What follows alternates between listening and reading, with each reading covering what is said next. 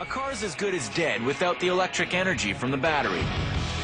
Not only does a car battery generate enough juice to start the motor, it actually makes its own when the motor runs. That's because this plain-looking box accomplishes two diametrically opposed functions using exactly the same ingredients. It generates electricity and it accumulates electricity. The battery manages this incredible feat by exploiting reversible chemical reactions. Okay, so how does it work?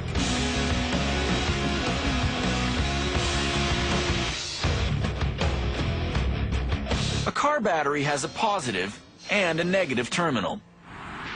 They're connected to the car and send a flow of electrons to power the wipers, headlights, radio, air conditioning, and most importantly, the engine starter. Inside the battery are 6 small energy-producing units called cells. Each cell has 2 sets of electrodes. They're made of 8 overlapping metallic plates, for a total of 16 per cell. Together, the plates form a compact grid. The bigger the grid's overall surface, the more power it generates.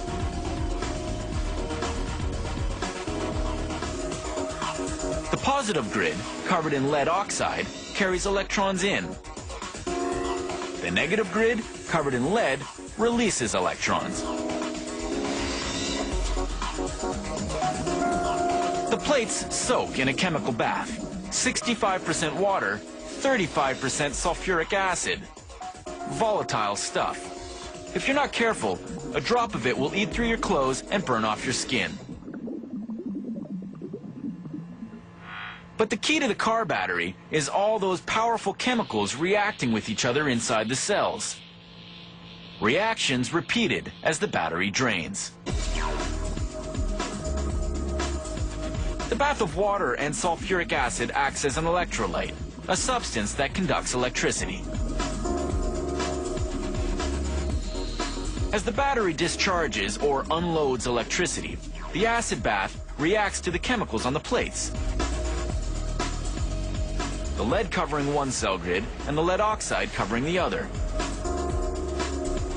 Dipping them in the electrolyte bath releases particles called electrons. When they start racing in the grids, they create electricity.